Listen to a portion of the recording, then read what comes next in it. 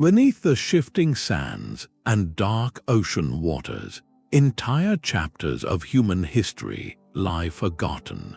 This is the search for lost cities, a quest that takes us from ancient myths to the frontiers of modern science.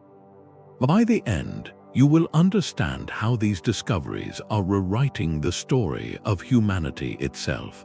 How does a city simply vanish? And what can its ruins tell us about our own world? We will explore legendary places swallowed by deserts, consumed by jungles, and claimed by the sea, uncovering the technologies and the tales that guide us to them. What do you believe is waiting to be found? A map's empty spaces have always whispered promises of something more. This deep, almost primal fascination with what is missing drives our endless search for lost cities. It is not merely about finding old stones, it is about filling the gaps in our own story. Across cultures and centuries, legends of vanished civilizations have served as powerful mirrors, reflecting our collective hopes, our deepest fears, and our questions about our own place in time. Ancient tales often warn of hubris, of societies that grew too proud or too careless and were swallowed by the earth or sea. These are cautionary tales, reminding us that even the greatest achievements can be fragile. Yet other stories speak of utopias, of perfect societies hidden away, waiting to be rediscovered. These myths reveal a longing for a better world, a second chance written in the ruins of the first. Take the story of Atlantis, perhaps the most famous lost city of all. It began as a philosophical allegory in the writings of Plato, a tale of a powerful island nation that fell out of favor with the gods and sank beneath the waves in a single day and night. It was a story about the consequences of moral decay, but over thousands of years, that original meaning transformed. Atlantis became a template, a blank slate upon which every generation projected its own dreams and anxieties. For some, it was a lost paradise of advanced technology. For others, it was the cradle of all civilization. The historian Dr. Sarah Parcak points out that these evolving narratives fulfill a profound human need to connect with a deeper past and to understand the recurring cycles of rise and fall that define history. Our modern films, books, and games continue this tradition, romanticizing the explorer who deciphers the ancient map and braves the unknown. This relentless pursuit tells us something fundamental about ourselves. We are driven by a need for discovery, a desire to find tangible proof of stories we feel must be true, and in doing so, perhaps to find a clearer meaning for our own fleeting moment in the long arc of human history. This innate curiosity is the spark, but turning that spark into a real discovery requires something else entirely. It demands a shift from legend to evidence, from dreaming to digging. The legend of Atlantis may have described a city lost to the sea, but the reality of how places vanish is written in the language of the earth itself. To find a lost city, you must first understand the unique and unforgiving terrain that claimed it. Each environment acts not just as a tomb, but as a meticulous, if brutal, archivist. Take the vast, sun-scorched expanse of a desert. Here, the enemy is not decay, but the sheer, overwhelming presence of sand. A city does not simply fall here, it is slowly, deliberately erased from the world. Wind-driven dunes march across the landscape, burying towers and temples under hundreds of feet of sediment. This process, while destructive, creates a paradoxically perfect preservation chamber. The arid air desiccates organic materials, turning wood and fabric into fragile but lasting echoes of themselves. The sand itself acts as a dry, sterile blanket, shielding structures from rain, frost, and the erosive power of wind once they are fully submerged. A pottery shard exposed by a shifting dune in the Sahara is a message sent through time, perfectly preserved by the very force that hid it. In stark contrast, a jungle does not bury history, it consumes it. The humid, oxygen-rich air of a rainforest is a crucible of life and relentless decay. Vines and tree roots become powerful geological forces, their slow, persistent growth prying apart the tightest masonry. Yet this aggressive embrace also offers a form of protection. The dense, multi-layered canopy shields the ground from the direct, pounding impact of tropical rains that would otherwise wash away earthen structures in centuries. More importantly, the jungle conceals. From the ground, an ancient plaza is just another hill covered in indistinguishable green. It is only from above, through the eye of technology, that the geometry of human design emerges. The straight lines of a causeway or the perfect circle of a ceremonial platform hidden beneath a living blanket. The jungle guards its secrets by making them invisible, forcing us to change our perspective entirely. Then there is the deep ocean, perhaps the most alien and preserving environment of all. For a city or a ship claimed by the sea, the journey to the abyss is violent, but the rest is an eerie, cold silence. In the lightless depths, where oxygen is scarce and temperatures hover near freezing, the processes of decomposition and corrosion slow to a near standstill. Wooden hulls that would have rotted away in a few decades in shallow water can endure for centuries. This deep-sea environment acts as a museum of suspended animation, holding artifacts in a state of remarkable stasis. It is a place where time itself seems to hold its breath. Understanding these natural vaults, the desert's dry tomb, the jungle's consuming embrace, the ocean's cold storage, is the first crucial step in the search. It tells us not just where to look, but how the very world conspires to hide and preserve the echoes of our past. And to penetrate these vaults, we have had to invent new ways of seeing. Perhaps no legend better captures the desert's power to erase and preserve than the story of Iram of the Pillars. Ancient Arabian lore and the Quran speak of a magnificent city of towering structures, a place of immense wealth built by a people who turned from righteousness. As the story goes, their arrogance led to a profound consequence. The entire city was swallowed by the sands, leaving no trace behind. For centuries, Iram existed only as a haunting moral fable, the Atlantis of the sands, a whispered lesson about the temporary nature of earthly power.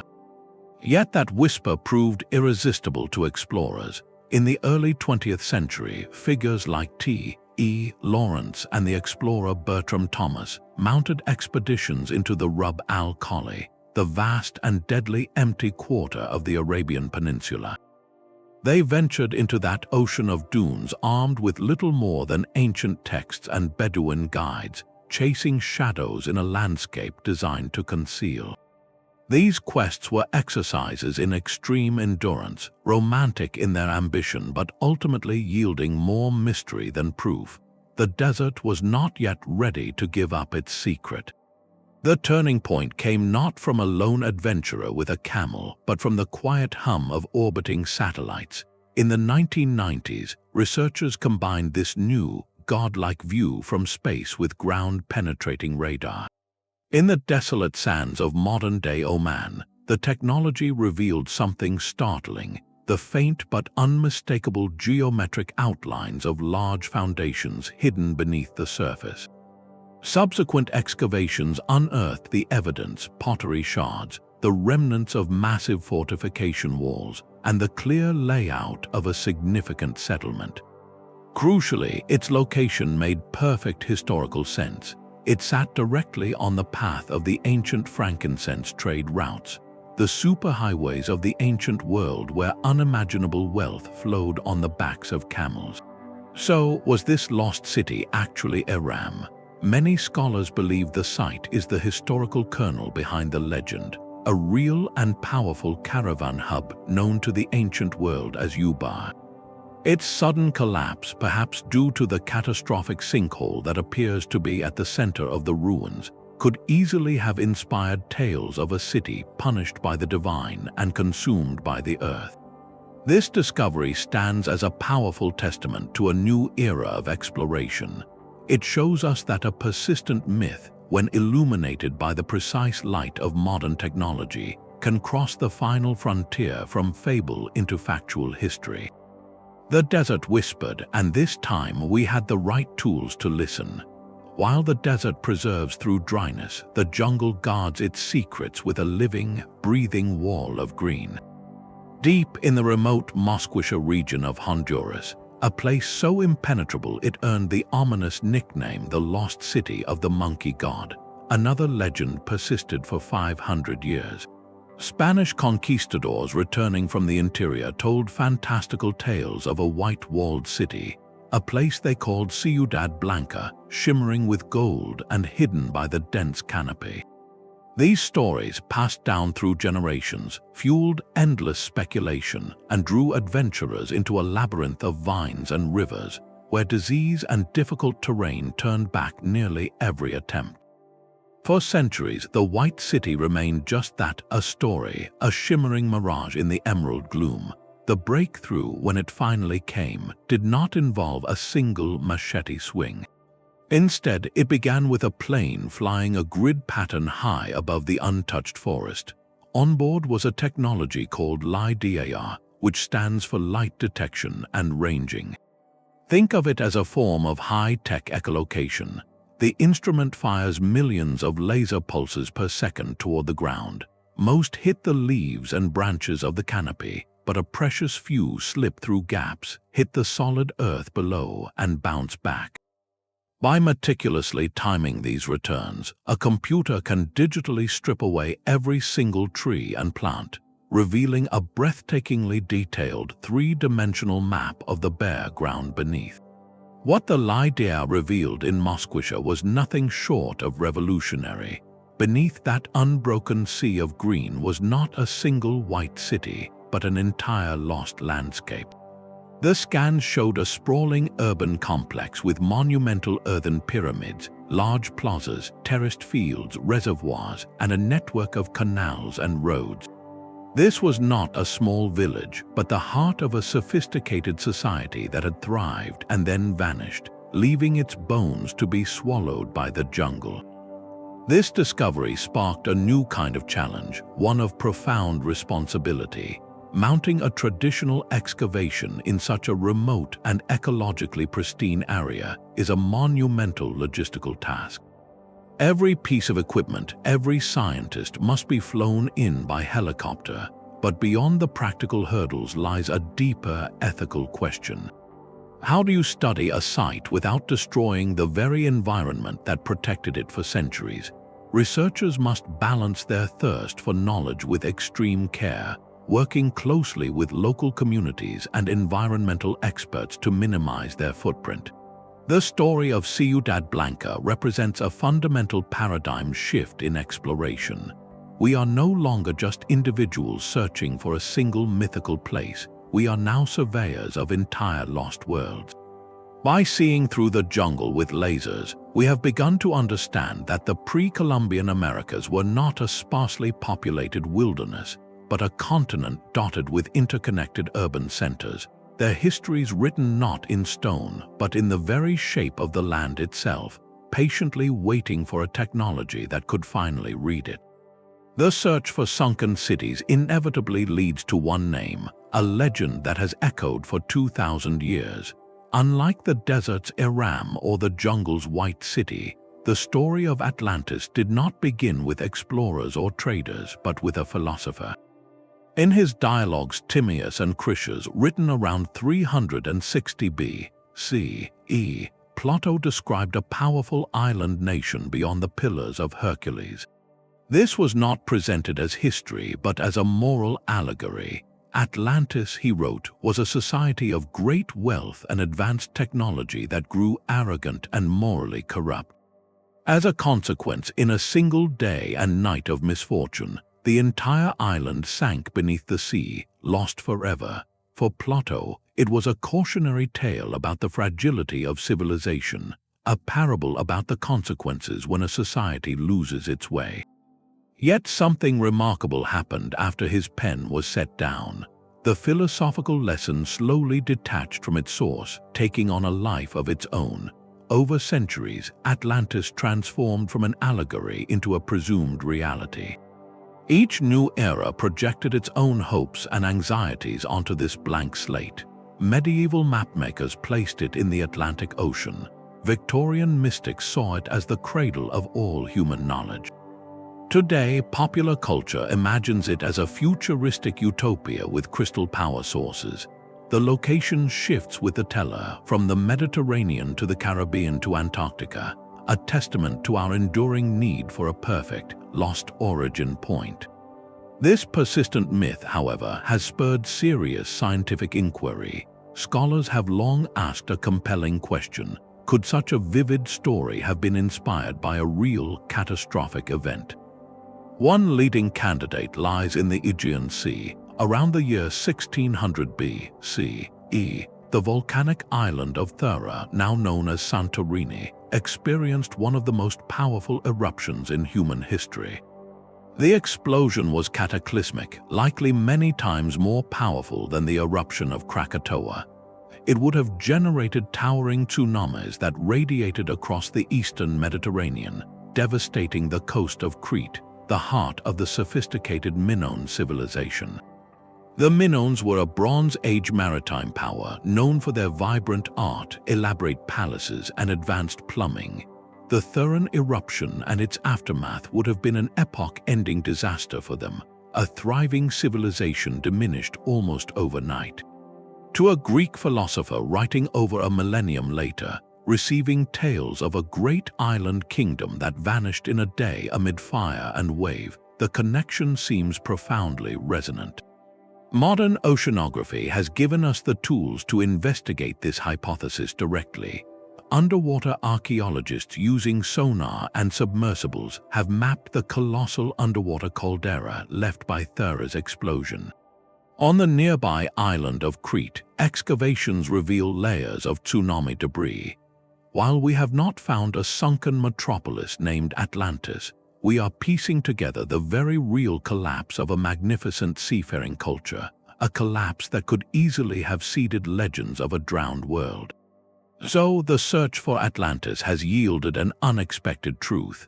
The real value of the myth is not in locating a fictional island, but in how it has consistently driven us to look deeper, to explore the ocean floor not for fantasy, but for the factual sunken cities of our own past. It compels us to ask what other real-world disasters are encoded in our oldest stories, waiting for technology to decode them. And as we turn from legend to the tangible, we find that the seafloor holds wonders far stranger than any fiction. The story of Iram, or the White City, reveals a profound shift in how we search. For centuries, the only tools were a determined spirit, a local guide, and a shovel. That humble shovel, along with the archaeologist's trowel, remains irreplaceable. It represents the final, careful act of discovery, the delicate process of brushing away centuries to reveal a single artifact in context. But today, that physical excavation is often the last step in a long, digital journey. The real revolution has happened far above the ground, in orbit, and in the realm of invisible signals. Modern lost city hunters now begin their search not in the field, but at a computer screen, using a suite of technologies that grant what can only be described as a form of X-ray vision for our planet. The first of these game changers looks down from space. Multispectral satellite imagery does not just take pictures, it sees in wavelengths of light invisible to the human eye. It can detect incredibly subtle differences in soil moisture, plant health, and ground temperature. Why does this matter? Because buried stone foundations or ancient canals alter the earth above them. They might retain water differently or affect how nutrients reach plant roots. From space, a buried wall can manifest as a faint line of slightly stunted grass or a distinct pattern in the soil, a ghostly fingerprint of human design visible only from hundreds of miles up. This allows researchers to scan entire regions, identifying promising anomalies across thousands of square miles before committing to a single arduous expedition. Then there is LiDAR, the technology that unmasked the jungles of Honduras. Mounted on planes or drones, its laser pulses create a precise 3D map of the ground surface by digitally removing every tree, bush, and blade of grass. It is like lifting a colossal green curtain to see the stage floor beneath, but the toolkit does not end on land. For the underwater realm, side-scan sonar is the essential tool. Towed behind a research vessel, it emits sound waves that paint a detailed photograph-like image of the seafloor, revealing the contours of a sunken ship or the geometric shapes of a drowned settlement. And for detecting objects buried under sand or soil, magnetometers come into play. These devices measure tiny variations in the Earth's magnetic field. Since fired clay, iron, and even some types of stone have a different magnetic signature than the surrounding Earth, a buried hearth, a kiln, or a stone foundation can create a detectable disturbance, revealing its presence without a single scoop of dirt being moved.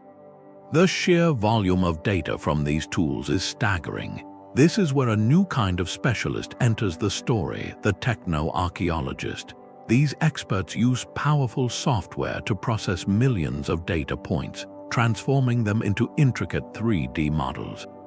They can virtually fly over a landscape that has been hidden for a millennium, examining the layout of streets and plazas, measuring the volume of pyramids, and planning the most effective excavation strategy, all before setting foot on site.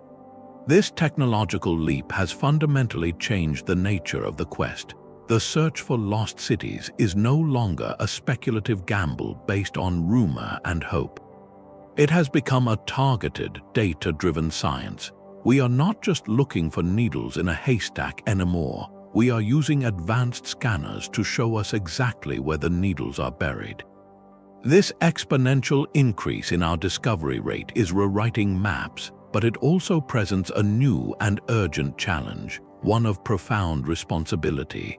For every site we find, we must ask ourselves not just what it was, but what it should become. This technological leap has created an unprecedented challenge, a planet now overflowing with potential discoveries. There are simply more promising sites than there are professional archaeologists in the world to investigate them. So the search has taken a revolutionary turn, opening its doors to everyone. The quest for lost cities is no longer confined to university labs and funded expeditions. It is now a global, crowdsourced endeavor. At the forefront is a platform called Global Explorer, founded by the archaeologist Dr. Thera. Her idea was brilliantly simple: take the vast troves of satellite imagery being gathered and train a global army of volunteers to scan it. Anyone with an internet connection can log on, complete a short tutorial, and begin reviewing tiles of landscape from places like Peru or Egypt. The human brain, especially an untrained but curious one, is exceptionally good at pattern recognition. Volunteers are asked to flag signs of modern looting pits, which indicate an ancient site is being destroyed, or to mark unusual geometric shapes that could be the faint traces of walls or foundations. This model has already yielded remarkable successes. In Peru, participants scanning the coastal desert identified strange linear patterns that professionals later confirmed were part of a massive, previously unknown Nazca settlement. In Egypt, users pinpointed areas of interest that led to the discovery of potential tomb sites. Each click by a volunteer is a vote, a signal that says, there is something here worth a closer look. This collaborative effort does more than just accelerate the pace of discovery. It builds a worldwide community of heritage guardians. People from all walks of life become invested in protecting our shared human past, transforming passive viewers into active participants in the story. Of course, this democratization brings its own complexities. Not every flagged anomaly is a lost city. It might be a natural rock formation or a modern agricultural feature. Verifying these crowdsourced leads requires careful ground truthing by professionals. There is also a critical need to manage the excitement a discovery generates, to prevent well-meaning but untrained visitors from accidentally damaging fragile sites in their eagerness to see them. Responsible platforms always keep exact coordinates confidential until proper protections are in place, yet the profound positive impact is undeniable. By harnessing the collective curiosity of millions, we have effectively given the planet a more thorough examination than any single team ever could. It means a farmer in Finland or a student in Seoul can look at an image on their screen and contribute to rewriting history. This shift redefines what it means to be an explorer. You no longer need a pith helmet or a grant, you just need curiosity and a connection. In this new era, the next great clue, the one that leads to a city swallowed by time, could be found by anyone, perhaps even by you, the next time you choose to look a little closer at the world. And as we connect more people to these discoveries, we must also confront the most urgent threat to our hidden heritage, the race against those who seek not to understand the past, but to plunder it for profit. But finding a site is only the beginning of the story. The true magic lies in learning to read the silent language of the land itself. Every human settlement, no matter how ancient, leaves a subtle fingerprint upon the earth, a series of clues written not in words but in soil, stone, and vegetation. To find a lost city, you must become fluent in this hidden dialect. Start with the most basic element, shape. In a flat desert or a grassy plain, look for what should not be there. A long, low, linear mound might be the collapsed remains of a massive defensive wall, slowly eroded over centuries into a gentle ridge. A cluster of unusually symmetrical hills could be the pyramids of a forgotten necropolis, their sharp angles softened by time and wind-blown sand. Even patterns in scattered stones can be telling. A straight line of rocks in an otherwise chaotic field might mark the foundation of a building, cleared by farmers long ago but never entirely erased. The landscape remembers our geometry long after our names are forgotten. Move into the jungle and the clues become biological. Here, you must read the forest like a book. Certain tree species are notorious indicators of past human activity. In parts of Central and South America, the distinctive selva tree, with its wide, buttressed trunk, often takes root in the nutrient-rich soils of ancient plazas or temple mounds. More scientifically, researchers look for something called terra preta, or anthropogenic dark earth. This is not a natural soil, it is a human-made super soil, created centuries ago by indigenous communities through a deliberate process of adding charcoal, food waste, and pottery shards to the ground. This enriched earth is fantastically fertile and persists for thousands of years. In the middle of the thin, acidic soils of the rainforest, a patch of unusually dark, rich earth is a blazing signal that people once lived and farmed here intensively. It is the lasting legacy of their agriculture, a gift to the forest that now hides them. Now consider the coast. Here, the logic is one of practical necessity. A successful coastal settlement needed two things above all: fresh water and a safe harbor. So, when searching a shoreline, look for the places where a reliable spring emerges near a calm, sheltered bay. Even if no structures are visible, that combination of resources made it a prime location for a fishing village or a trading port for millennia. The geography itself invites human habitation. This way of seeing finds perhaps its most stunning expression in the Nazca lines of Peru. From the ground, these vast geoglyphs are shallow scratches in the desert pavement, meaningless and easy to miss. But from the air, their purpose becomes breathtakingly clear. They form immense depictions of animals, plants, and geometric shapes spanning miles. Their very existence tells us that the Nazca people had a relationship with their landscape that was meant to be perceived from a vantage point they themselves could never physically reach, perhaps for ceremonial or astronomical reasons. They engineered their desert as a canvas to communicate with the heavens. This is the ultimate lesson in reading a landscape. It forces us to ask, how did these people see their world? What was important enough to them that they would reshape the earth itself to express it? Learning these signs does not require a degree in archaeology. It simply requires a shift in perspective. On your next hike, or even while looking at travel photos, pause and ask these questions. Why is that hill so perfectly round? Why do those large trees grow in such a neat row? Why is this the only calm inlet on a rocky coast? You are beginning to decipher the quiet, persistent evidence of human ingenuity. You are learning to see the ghostly outline of a city in a field, a temple in a grove of trees, a harbor in a quiet bay. The past is not truly lost, it is merely waiting for the right observer to learn its language. And as we become better readers of these earthly clues, we face a sobering counterpoint, the accelerating race to protect these fragile pages of history before they are torn out and lost forever. The very forces that erased these cities are now, in a strange twist, beginning to give them back. For centuries, drought, earthquake, and rising sea were the ultimate agents of loss, the cataclysmic events that ended chapters of human history. Yet these same disasters acted as remarkable preservers, sealing settlements under mud, sand, or water in a state of suspended animation. Today, a new and global-scale environmental shift is unlocking these time capsules, but it presents a profound and urgent paradox. The accelerating pace of climate change is becoming an unexpected, if alarming, partner in discovery.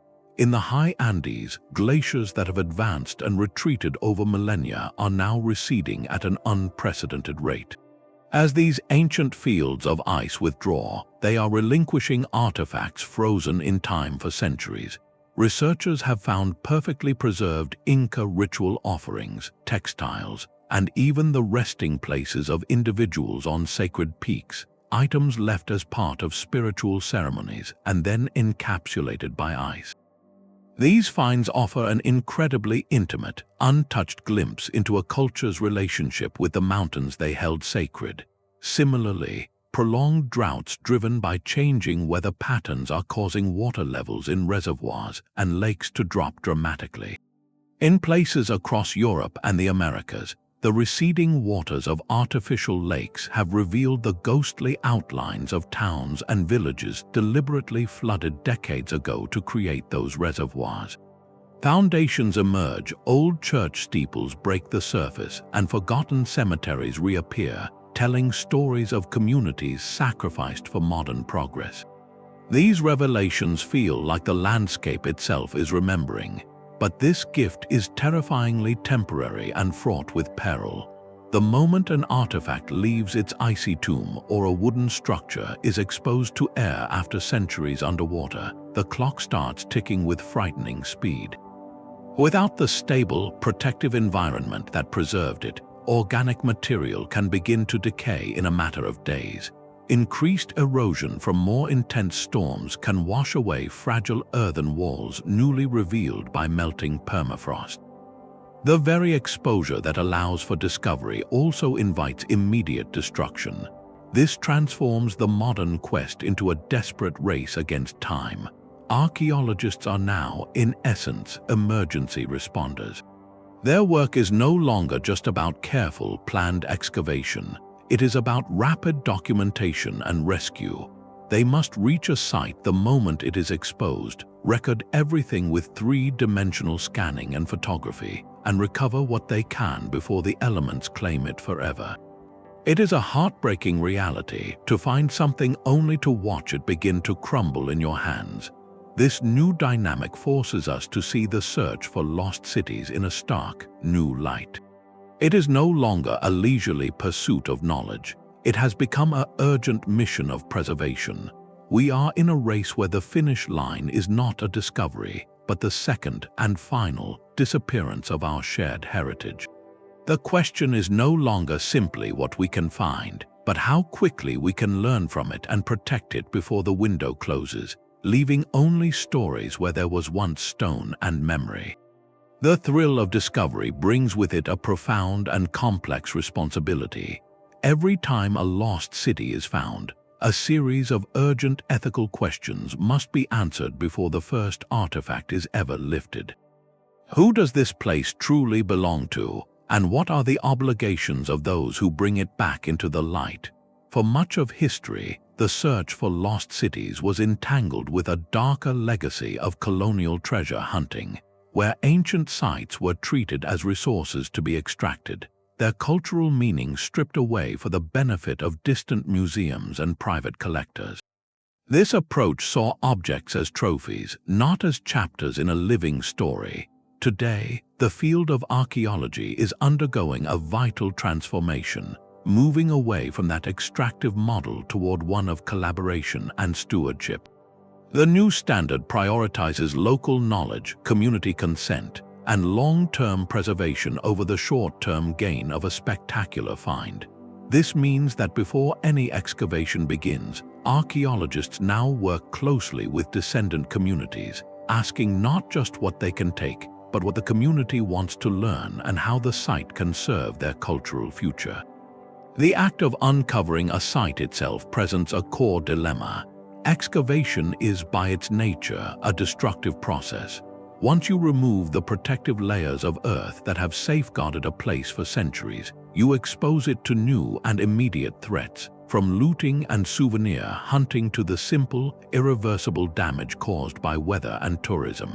A city preserved for 1,000 years in dry sand can begin to crumble in a single season once exposed. This forces a difficult calculation: is the knowledge gained worth the potential loss?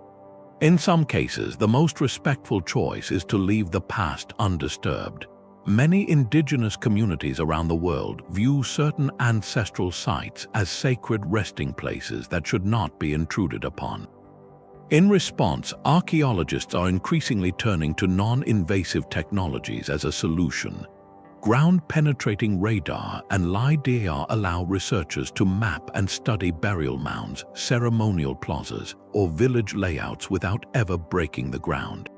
This was the approach taken at a site known as the Tomb of the Sunken Skulls in Sweden, where researchers used careful scanning to understand a prehistoric burial site without disturbing it, honoring both scientific curiosity and cultural sensitivity. The goal of a responsible search is no longer just discovery for its own sake. It is about stewardship, ensuring that these reclaimed treasures benefit and honor the living communities connected to them. It asks us to see a lost city not as a prize to be won, but as a fragile piece of a shared human legacy that we are all entrusted to protect for the generations that will follow us. This ethical compass now guides the search toward its most exciting frontier, where the lines between history, myth, and the future begin to blur. The most reliable map to a lost world might not be drawn on parchment, but passed down through generations around a fire. Legends and ancient texts, long dismissed as pure fantasy, are undergoing a dramatic reevaluation. We are beginning to understand that these stories are not simply fiction. They are often fractured memories, preserving vital clues about landscapes and events that shaped our deepest past. The field of geomythology operates on this very principle, treating folklore as a form of encrypted environmental data. When cultures from around the world share strikingly similar stories of a great flood, for instance, researchers do not see a shared fairy tale. They see a potential collective memory of a real cataclysmic event, like the rapid sea level rise that followed the last ice age, which would have drowned coastlines and river valleys that were home to thousands. These narratives become a kind of oral history, preserving the trauma of a lost homeland in allegorical form. To use these stories as a guide, however, requires a specific kind of literary detective work. The goal is not to take every word literally, but to analytically separate the symbolic from the practical. Consider the epic journey described in Homer's Odyssey. While the hero encounters mythical monsters and capricious gods, His voyage also contains remarkably precise descriptions of sailing directions, prevailing winds, and the locations of natural harbors across the Mediterranean. Scholars have long debated whether a real route home for a Bronze Age king could be reconstructed from these poetic details, treating the epic as a distorted but recognizable travelogue of the ancient world. Similarly, the Epic of Gilgamesh, one of humanity's oldest written stories, describes a journey to a distant cedar forest guarded by a fearsome being. This could be read as a pure allegory of confronting mortality, yet it also maps onto the very real and valuable cedar groves of the Levant, regions that were crucial for ancient trade and required arduous, dangerous expeditions to reach. The monster in the story may represent the very real perils, both natural and human, that guarded those precious resources. This analytical approach turns vague myths into targeted search parameters. In the Amazon, indigenous tales speak of enchanted cities and river roads leading to places of stone. For centuries, these were heard as magical fables. But modern researchers, listening with a geomythological ear, hear something else, a possible description of complex settlements connected by a network of waterways. The river road is not magic, it is a practical description of a tributary that served as a highway. The City of Stone might refer to a settlement built with the rare lithic materials found in a predominantly wooden landscape. By focusing on these tangible details, the type of resource, the mode of transport, the geographical feature, a story transforms. It ceases to be just a tale and starts to function as a hypothesis. It gives explorers a starting point, suggesting, look along this river system, in this type of ecological zone, for evidence of that kind of construction. The process is a delicate balancing act, a constant dialogue between the poetic and the empirical. It requires respecting the story as a cultural artifact full of meaning, while also interrogating it as a potential historical document. The mistake of earlier treasure hunters was taking myths at absolute face value, leading to wild goose chases for literal golden cities. The modern approach is more nuanced, asking what real-world observation could have inspired this metaphor, what geographical truth is wrapped in this spiritual lesson. By reading between the lines of epic poetry and local folklore, researchers generate the plausible search grids that guide their high-tech tools. They point their satellites toward a specific mountain range mentioned in a chronicle, or sweep a sonar across a bay described in a sailor's log. In this way, the oldest human technology, storytelling, is directing the newest. The past left us a map, but we are only now learning that its key was written not in ink, but in verse.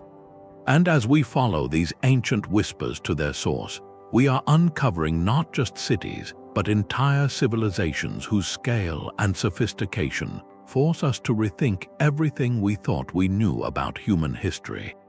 That ancient map written in verse demands a modern translation, one paid for in permits, plane tickets, and precision equipment. Behind every headline-grabbing discovery of a lost city lies a complex and often unglamorous reality of logistics and finance. The search is not just a quest, it is a significant and costly enterprise. Let us break down the anatomy of a modern expedition's budget. First, there is the technology itself. A single LiDAR survey flight can cost tens of thousands of dollars. Specialized gear like ground-penetrating radar units, underwater remotely operated vehicles, and high-resolution satellite imagery subscriptions represent major investments.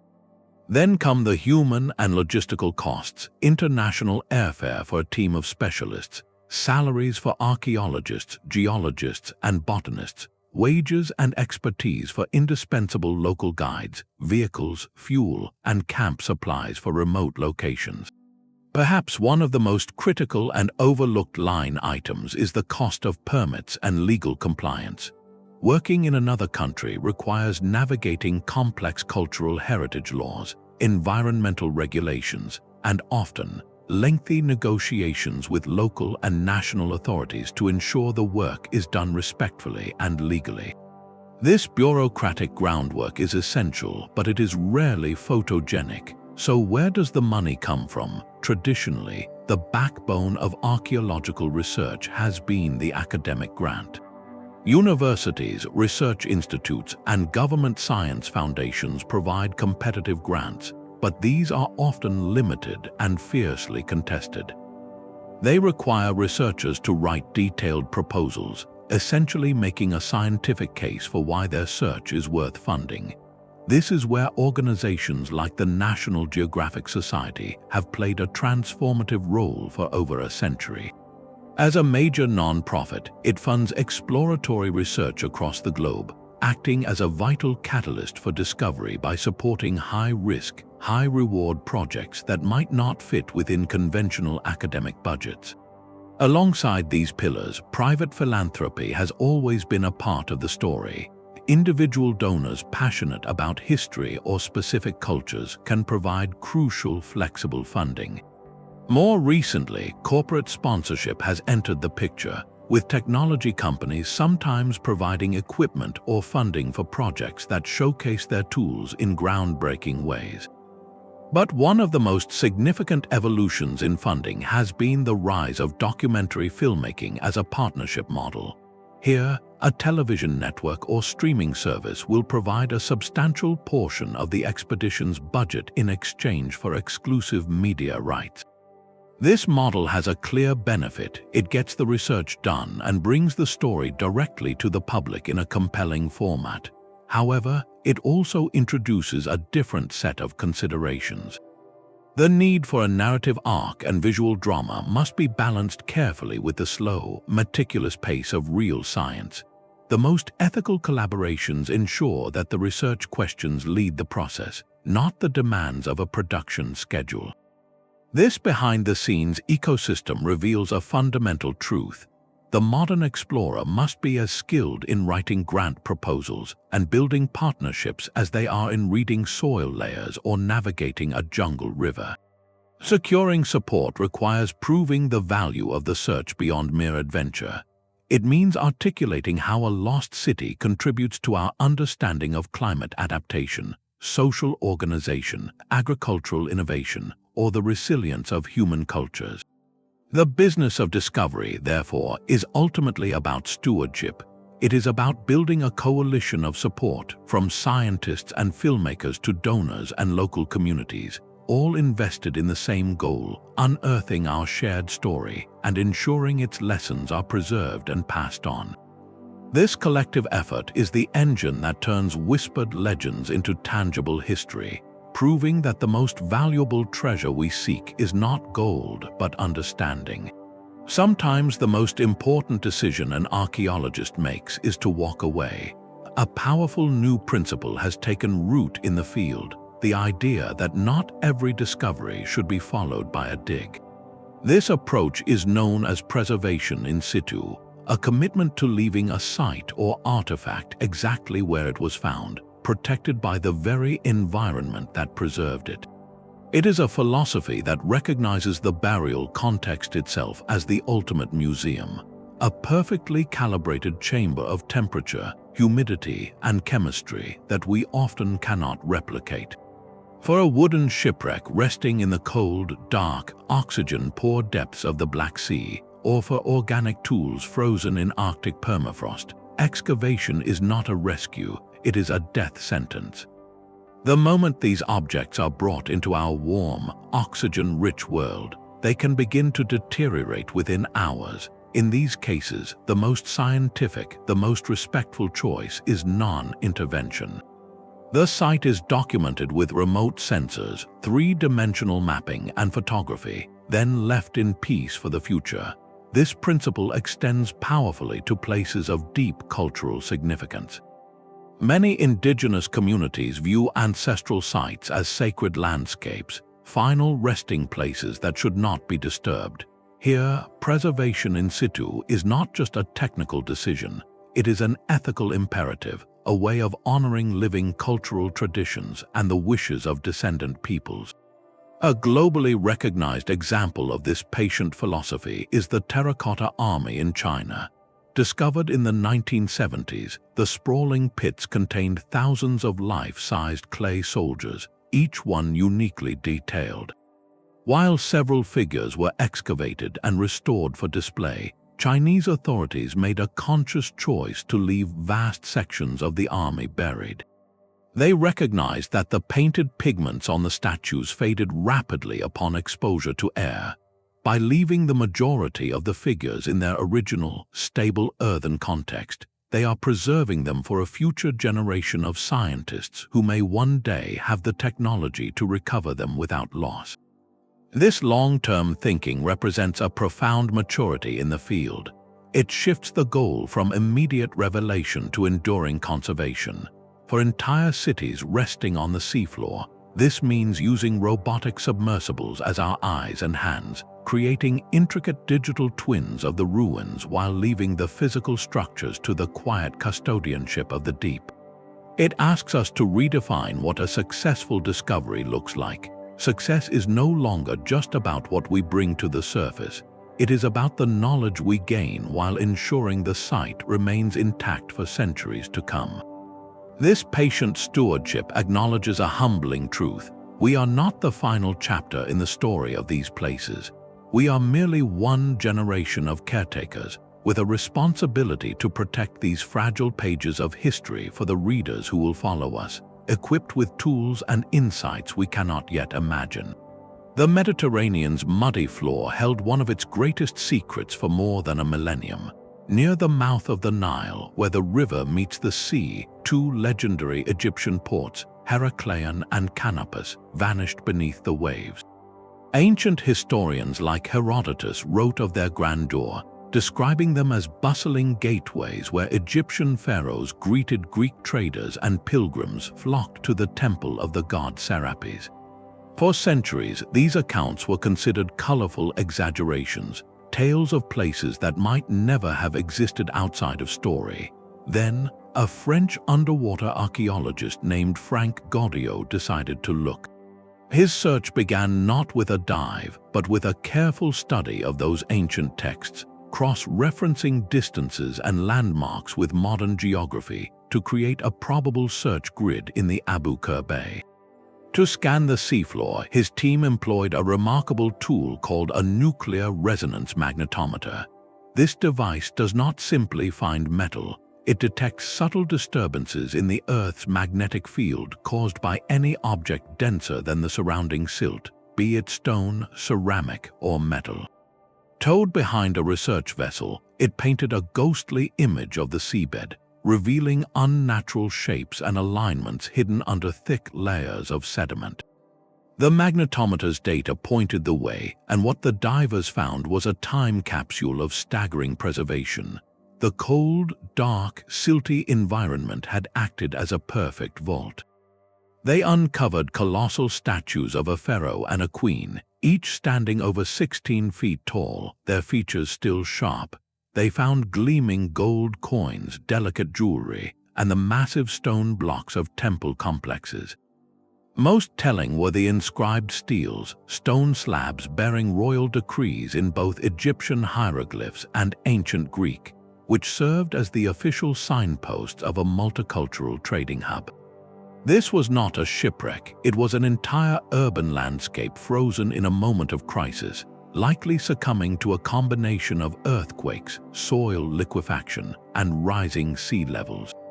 The excavation that followed was a masterclass in underwater archaeology.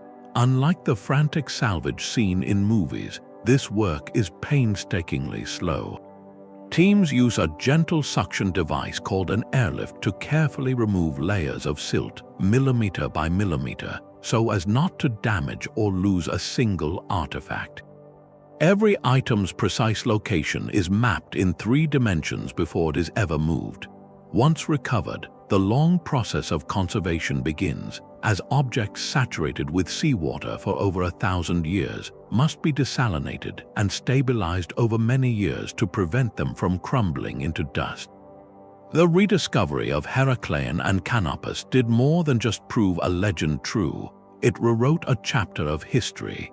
These cities were the vital commercial and cultural bridges between pharaonic Egypt and the Greek world, hubs where goods, ideas, and deities were exchanged long before Alexander the Great ever set foot in Egypt. They reveal a Mediterranean world far more interconnected in the centuries before the Common Era than we had ever fully appreciated. One sunken city can illuminate an entire forgotten network of human exchange, showing us that the lines on our historical maps were never as solid as we thought. A perfect circle stares back from the heart of the Sahara. The Richat structure, a colossal geological eye gazing skyward from the dunes of Mauritania, is so immense its 40-kilometer diameter is only comprehensible from orbit. This natural wonder, a series of symmetrical rings etched into the desert bedrock, has become a modern Rorschach test for lost city hunters. Its very appearance seems to demand a story, and for a growing number of enthusiasts, that story is a tantalizing one. Could this be the final resting place of Atlantis? The comparison is visually irresistible. In his dialogues, Plato described the fabled city as a series of concentric rings, alternating between land and water. From space, the Richat's eroded ridges do indeed look like a ghostly blueprint of rings and channels. Some have even meticulously measured the structure's dimensions, claiming they align with the specific stadia measurements given by the ancient philosopher, proposing that what we see today is the sunken city's foundation, its waterways long since filled with sand. Adding fuel to the speculative fire are archaeological discoveries around the structure's periphery. Researchers have found scattered Heracleion stone tools, evidence of some of humanity's earliest ancestors inhabiting the region hundreds of thousands of years ago. For those seeking a lost civilization, these ancient artifacts whisper of a deep human history in this now inhospitable place, a history that could, in theory, hold a forgotten chapter. The geological consensus, however, tells a different and equally magnificent story. Scientists explain the Richat structure as a symmetrical anticline, a dome of layered rock that was pushed upward by volcanic forces eons ago. Over millions of years, wind and water meticulously scoured away the softer layers, leaving the more resistant rings exposed like the grooves in a tree stump. The alternating bands of light and dark are not ancient canals and walls, but different types of sedimentary and igneous rock. Satellite images even reveal a field of black volcanic rock, the remnants of the geological activity that created the dome at the structure's very center. This scientific explanation is backed by extensive field study and is widely accepted. So why does the Atlantis theory persist with such vigor? The Richat structure serves as a powerful case study in the psychology of the search. It demonstrates how a truly extraordinary natural feature can act as a perfect canvas for our projections. When we are presented with a shape that so precisely mirrors an ancient description, the human mind yearns to connect the dots. It highlights the fine, often blurry line between an informed hypothesis, which starts with the evidence and builds a case, and wishful interpretation, which starts with a desired conclusion and seeks evidence to support it. The debate itself is instructive, pushing us to refine our methods and sharpen our questions. It asks us to consider not just what we see, but how we see, and to remember that sometimes the most awe-inspiring discoveries are not the lost works of humanity, but the breathtaking, patient artistry of the Earth itself. This enigma, whether a geological masterpiece or a sunken metropolis, reminds us that the landscape is always speaking, but learning its true language requires listening with both an open mind and a disciplined ear. The search is ultimately driven by people, individuals whose curiosity becomes a lifelong compass. Dr. Albert Lin exemplifies the fusion of explorer and technologist. A National Geographic explorer and research scientist, Lin's work is built on a radical premise that anyone can be an archaeologist. After losing part of his leg in an accident, he turned a personal challenge into a new method of exploration. He leads expeditions where he overlays LiDAR data onto physical landscapes using augmented reality headsets, allowing him to literally see digital reconstructions of lost structures superimposed onto the empty desert in real time. But his most impactful work is virtual. Through his Lost Cities project, he harnesses the power of global crowdsourcing, inviting millions of online volunteers to sift through satellite imagery from their own homes. His motivation is deeply human: to democratize discovery and make the feeling of uncovering history accessible to everyone. His biggest thrill comes not from a single find, but from the moment a volunteer thousands of miles away flags an anomaly that leads to a real-world excavation, proving that collective curiosity is our most powerful tool. In stark contrast to the high-tech lab is the road-worn path of David Hatcher Childress. An author and publisher, Childress represents the enduring spirit of the independent adventurer scholar. He operates far from academic institutions, driven by a fascination with alternative historical theories and what he calls the out-of-place artifact. For decades, he has traveled to remote corners of the world, from the mountains of Peru to the islands of the Pacific, investigating sites and legends often dismissed by mainstream archaeology. His approach is one of synthesis, weaving together ancient texts, local folklore, and his own first-hand observations into compelling narratives about lost civilizations and forgotten technologies. His work, while controversial to some, underscores a vital point: that the search for the past has always room for the bold, inquisitive outsider willing to question established narratives. His biggest setbacks are often logistical: the broken-down Jeep in a desert, the denied permit, the skeptical local official. Yet his persistence keeps a certain flame of romantic inquiry alive, reminding us that the map still has edges worth exploring. Then there is the profound depth of the ocean, and the man who taught us how to search it, Robert Ballard, the oceanographer who located the wreck of the RMS Titanic, has spent a lifetime refining the art of the deep-sea hunt. After that monumental discovery, he made a conscious pivot, applying his sophisticated sonar and remote-operated vehicle technology to a new quest, finding ancient shipwrecks in the Black Sea. His motivation stems from a desire to access history preserved in the sea's unique, oxygen-free, dead zone, where wooden ships and their cargoes survive intact for millennia. His most thrilling moments are not of raising treasure, but of quiet revelation. The moment a robotic vehicle's lights illuminate an amphora-laden hull perfectly preserved on the seafloor, a snapshot of ancient commerce frozen in time. Ballard's work embodies the disciplined, systematic side of the search, where rigorous methodology and cutting-edge engineering unlock chapters of history invisible from the surface. Together, these three figures, the technologist, the adventurer, and the oceanographer, illustrate the beautiful diversity of the quest. They prove that the drive to find what is lost can wear a lab coat, a dusty pair of boots, or a submariner's headset, but it always begins with a single, relentless question. These ruins, however magnificent, are often silent fragments. We see a crumbled wall, but not the city that hummed around it. We map a foundation, but cannot feel the scale of the plaza it once defined.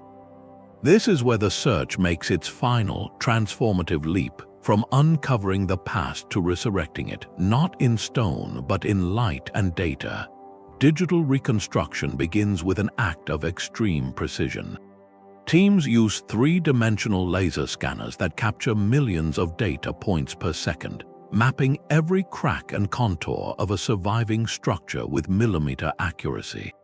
They then employ photogrammetry, taking thousands of overlapping photographs from every conceivable angle, which specialized software stitches together into a photorealistic three-dimensional mesh. This creates a perfect digital twin of the ruins as they exist today, a frozen moment in their long decay. But the true magic happens next. This precise digital skeleton is handed to a unique collaboration of archaeologists, historians, and digital artists. Their canvas is built from layers of evidence, the scanner's data, archaeological reports on materials and pigments, comparative studies of similar sites, and descriptions from contemporary texts. They become architectural detectives, asking questions a ruin cannot answer on its own. How high did this gateway truly rise? What color adorned these temple walls? Where would the morning sun have fallen on this courtyard? The process is one of informed imagination, a careful filling of gaps guided by the strict rules of historical evidence. The result is something breathtaking. You can now stand in the center of the Aztec capital, Tenochtitlan, before a single stone was displaced. See the gleaming white temples rising above canals bustling with canoes, with the twin peaks of the volcanoes Popocatépetl and Iztaccíhuatl framing the horizon. Or you can put on a virtual reality headset and dive into the clear waters off the coast of Greece, swimming through the fully reconstructed streets and buildings of Pavloptri, the world's oldest known submerged city, watching digital fish dart through what were once doorways and courtyards. This is far more than a public spectacle. For researchers, these models are dynamic laboratories. They can test sight lines from a ruler's palace to a public temple, understanding how architecture conveyed power. They can simulate sunlight and shadow across a full year to see how buildings were aligned with solstices. They can model crowd flow through gates or water drainage through aqueducts, testing theories about urban logistics and social life that would be impossible to prove from foundations alone. Most importantly, this technology shatters the barriers of distance, cost, and preservation. A fragile site deep in a jungle or at the bottom of the sea can be visited by millions without a single footstep or fin kick causing harm.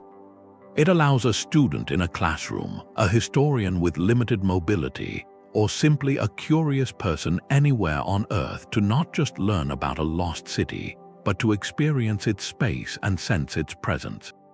In this new digital form, these places achieve a kind of immortality.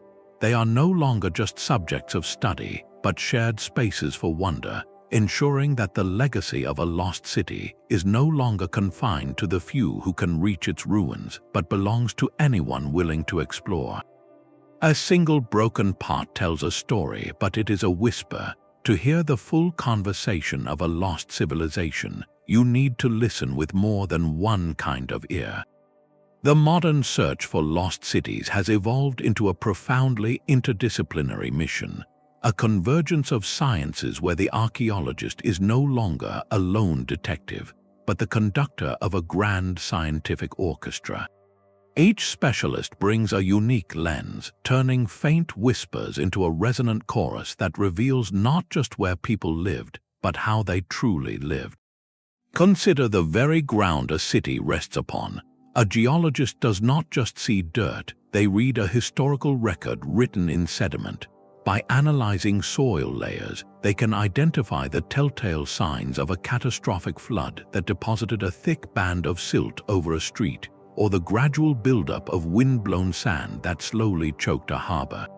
They study seismic faults to understand if an earthquake shattered the city's bones in a single violent moment. This geological testimony provides the literal timeline of burial, answering the fundamental question of how a place vanished from the world. Meanwhile, a botanist peers into the past through a microscope, examining ancient pollen grains preserved in mud bricks or lakebed cores. This science, called palynology, is like taking a botanical census from 1,000 years ago. The types and quantities of pollen reveal the precise climate, whether a region was lush forest or arid grassland when the city thrived. They can identify the pollen of domesticated crops like maize or wheat, mapping the agricultural footprint of the society, and even tracing shifts in farming practices that may have led to soil exhaustion and collapse. The landscape's flora, long since gone, leaves a microscopic signature of the environment the people shaped and depended upon. the story grows even more intimate with the contribution of genetic science. From carefully recovered remains, geneticists can extract and analyze ancient DNA. This data is a powerful compass for human movement. It can trace migration routes, showing connections between a lost city's population and distant regions, revealing it as a cosmopolitan hub or an isolated enclave. It can illuminate family relationships within a tomb, offering clues about social structure and lineage. It turns anonymous bones back into a people with a biological history intertwined with the wider world. Even zoologists have a crucial voice. Animal remains found at a site, from tiny fish bones to livestock teeth, are archives of daily life and economics. They show which animals were domesticated for food or labor, which were hunted for trade or sport, and what that reveals about the surrounding ecosystem. The discovery of seashells far inland, or the bones of an animal native to another continent, can chart expansive trade networks, proving that a city isolated by jungle or desert was in fact a node in a globalized ancient economy. This collaborative puzzle transforms our understanding. We move from knowing a city existed to comprehending its rhythm. We learn not just that it fell, but why. Perhaps the pollen record shows a prolonged drought, the geology confirms a devastating quake, and the animal bones reveal a sudden end to trade. Together, these threads weave the full-color narrative of a civilization's zenith and its unraveling. The search, therefore, becomes a lesson in humility. To find a lost city, you must be willing to see it not as a solitary ruin, but as an integral part of a living, breathing world. You must understand the climate that fed it, the earth that shook it, the plants and animals that sustained it, and the people whose lives pulsed through its streets. It is a reminder that every civilization, no matter how mighty, exists in a delicate and complex conversation with its environment, a conversation we are only now learning to hear in its entirety. Every discovery casts two shadows, one of light from new understanding, and a darker one from an ancient human impulse, greed. The moment a lost city is found, it enters a new kind of danger, not from nature, but from those who see its artifacts not as stories but as commodities. The illegal antiquities trade is a multi-billion-dollar global enterprise, and its foot soldiers are looters who descend on vulnerable sites, often under cover of night. Their work is not careful archaeology, it is violent extraction.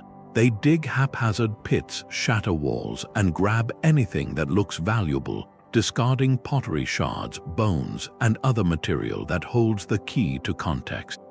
In their rush for a statue or a golden trinket, they erase the very information that gives that object meaning, like tearing pages from a history book and selling the illuminated letters while burning the text. The scale is staggering. In the jungles of Cambodia, looters have systematically targeted ancient Khmer temples for decades, using chainsaws to remove intricate carvings from temple walls. Across the deserts of Egypt and Peru, satellite imagery reveals landscapes pockmarked with fresh looting pits, resembling the aftermath of a bombardment, each crater representing a chapter of history obliterated for a quick sale on the black market.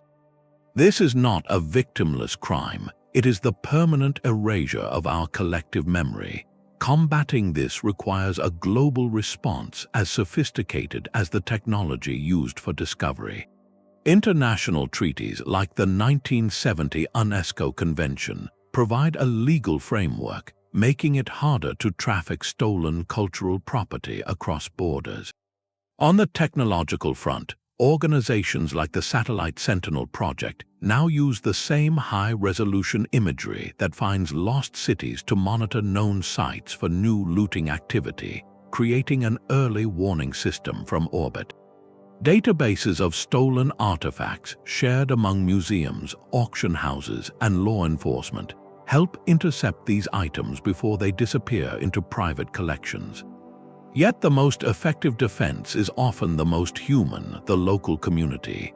When people living near a historical site understand its value and have a stake in its preservation, they become its most passionate guardians. This means creating sustainable tourism that provides jobs, supporting educational programs, and ensuring that the benefits of discovery flow to those who have been its custodians for generations. In many places, former looters have been trained as site guards or archaeological technicians, transforming from a threat into the first line of protection. Their intimate knowledge of the terrain becomes an asset for preservation, not destruction. This ongoing battle reminds us that the search for lost cities carries a profound responsibility. Uncovering the past is only half the mission. The other half is a continuous, vigilant effort to protect it. The greatest tragedy would not be to never find these places, but to find them only to lose them again, this time not to the slow hand of nature, but to the swift, careless hand of greed. This struggle for preservation forces us to look beyond the map and the artifact, to the very systems of belief that guide our search, and to consider the most profound mystery of all. Why did these civilizations choose to build in such impossible places? The future of discovery is already being written in lines of code and the silent hum of autonomous machines. As we look to the coming decades, the search for lost cities is poised for a quantum leap, powered by technologies that will make our current tools seem like simple maps and compasses.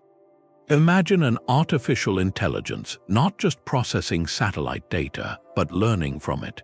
Future systems will be trained on millions of known archaeological features, from Nazca lines to Roman forts, enabling them to scan entire continents in days, flagging patterns and anomalies with a speed and intuition no human team could ever match.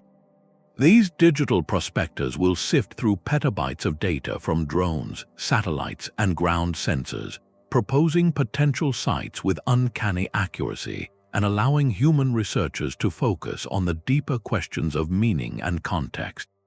Beneath the waves, our vision will extend into the permanent midnight of the deep ocean.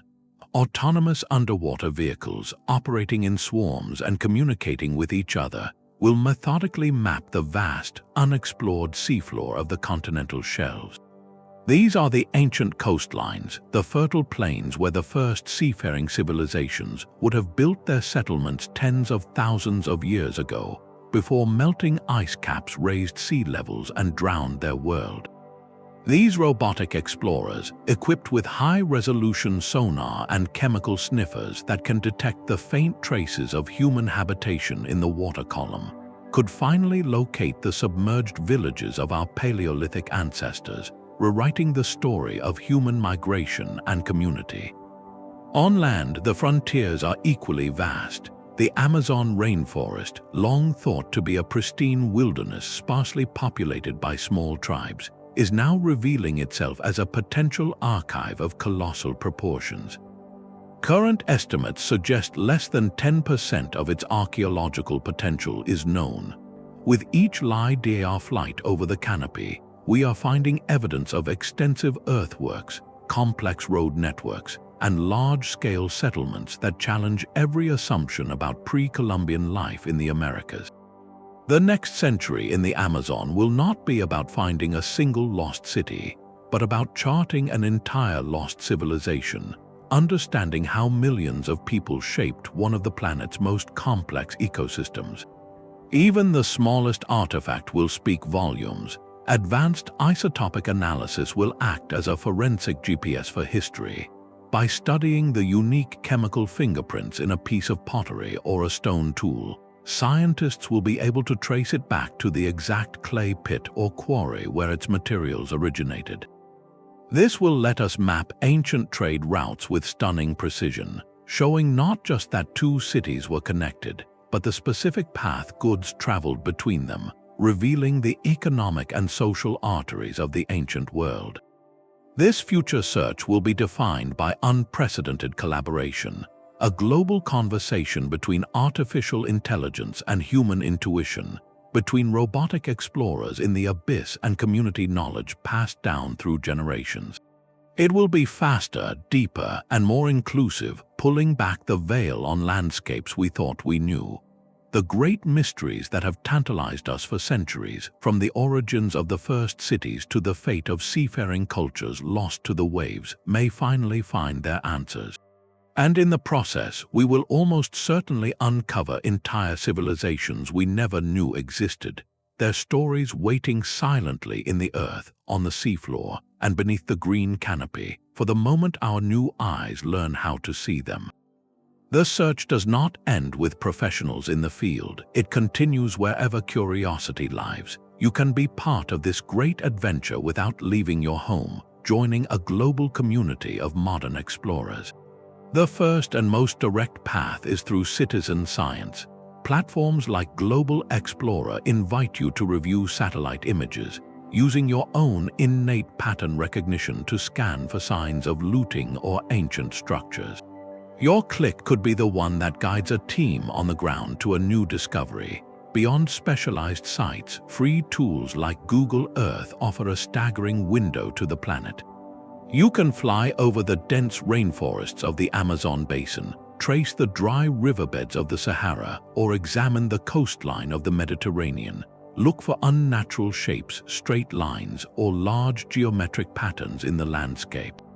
The thrill of spotting a potential mound or earthwork from your computer is a genuine connection to the quest. Supporting the work financially is another powerful way to engage.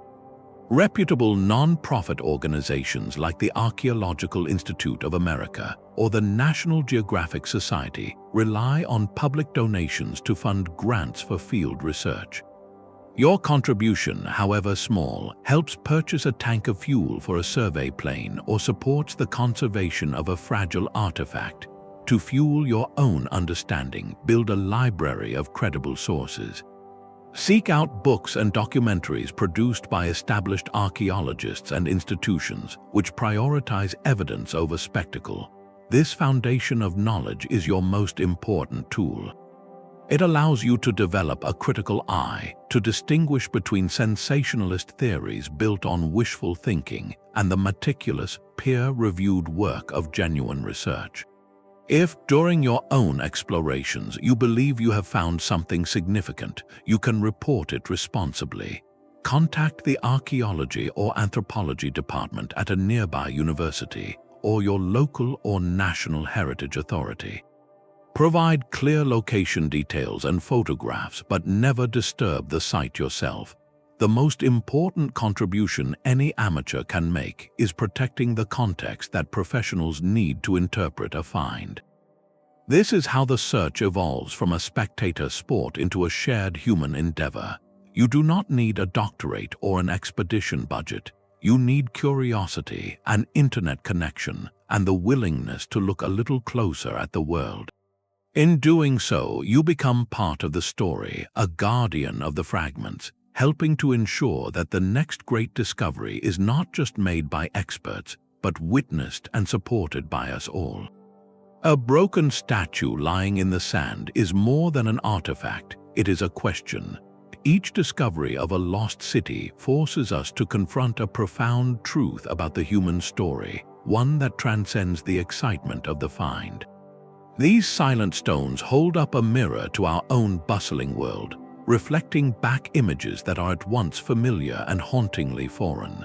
They speak a universal language of ambition, the drive to build monuments that scrape the sky, to organize societies of stunning complexity, and to leave a mark that shouts into the future, "We were here."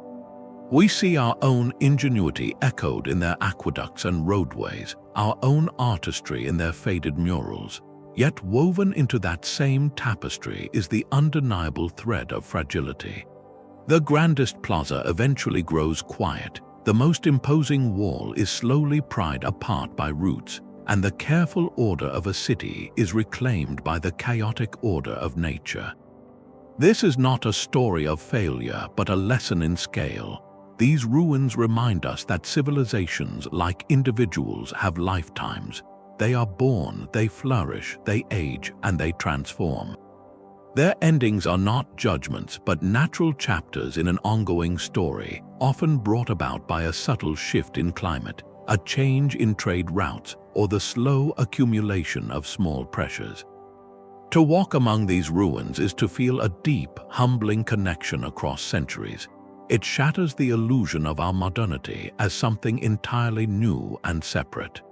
The people who walked those streets felt the same sun, worried over their families, celebrated their festivals, and believed their way of life would endure forever, just as we do. Their world was not a prelude to ours, it was a complete and vibrant reality that one day simply stopped. This realization challenges any sense of cultural superiority. It asks us to consider what of our own world will truly last. Will it be our steel and glass towers, or the plastic in our oceans, our digital networks, or the stories we tell about kindness and community? The search for lost cities, therefore, becomes a philosophical exercise in time. It is an act of stitching together the fragmented narrative of humanity, recognizing ourselves in those who came before, and acknowledging our own place in a cycle much larger than any single era. By studying how past societies adapted to environmental stress, managed resources, or fostered resilience, we are not just uncovering history, we are gathering wisdom.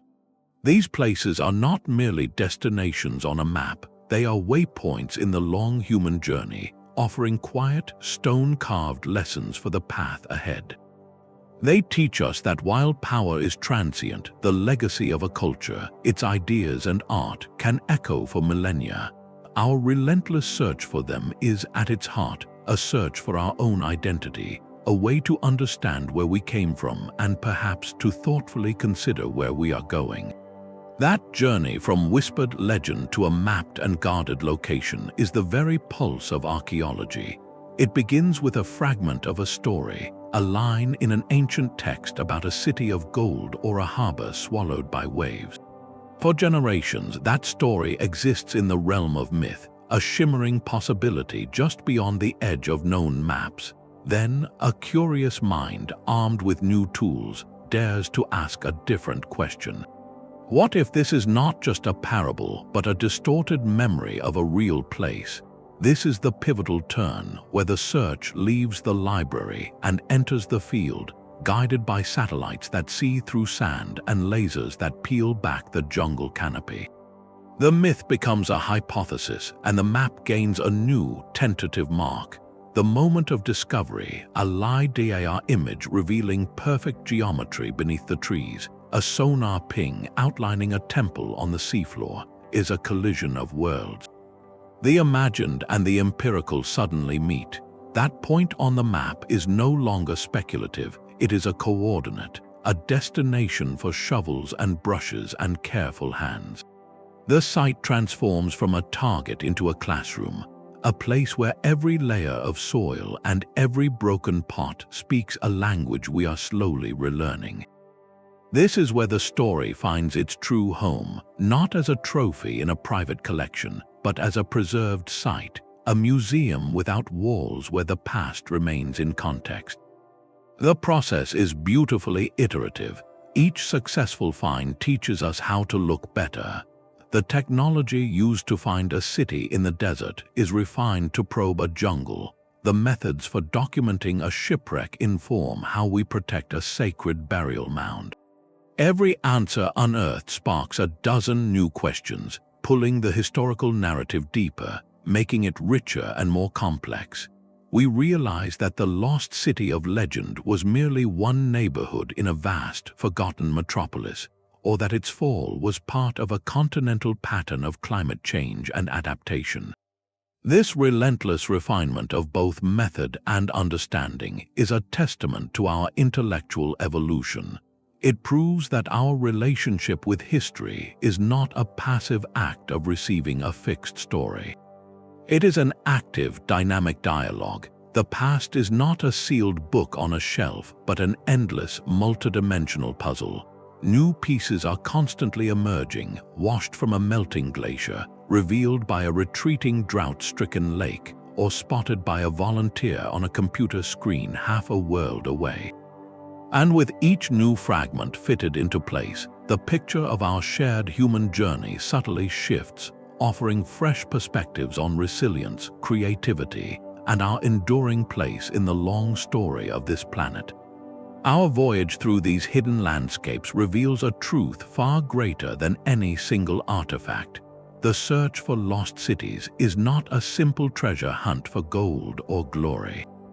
It is a profound, multidisciplinary mission to recover the missing chapters of our own story. We have seen ancient whispers in folklore guide satellite lasers and watched robotic eyes in the abyss send back images of drowned plazas.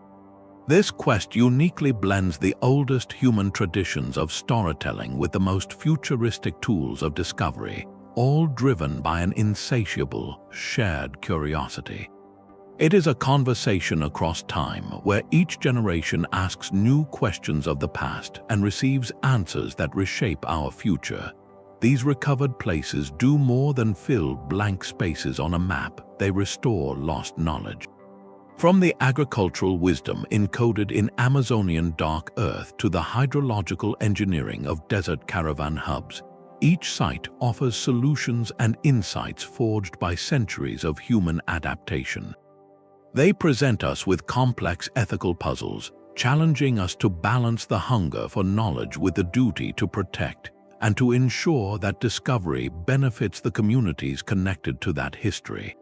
Perhaps most powerfully, these silent stones offer quiet warnings. They show us the delicate interplay between civilization and environment, reminding us that the choices a society makes about its resources, its climate, and its cohesion echo for millennia. As our orbital eyes grow sharper and our autonomous probes venture deeper, the next great revelation is not a matter of if, but when. It waits in a glacial meltwater stream, on a LiDAR scan not yet analyzed, or in a folk tale not yet heard with a scientific ear. We must remember that every sprawling metropolis we find in the sand began as someone's home. Every ceremonial causeway in the jungle was once walked by people full of hope and daily worry. In finding these places, we do not just locate ruins, we reconnect fragments of the human spirit. We reclaim a piece of our collective soul, understanding that our modern world is simply the latest layer in an endlessly rich archaeological site. If this journey into humanity's hidden corners has sparked your own curiosity, you are now part of this endless search. Help us uncover more of these forgotten stories by subscribing and sharing your own thoughts and questions in the comments below. The next lost city, after all, might be found because someone like you decided to look.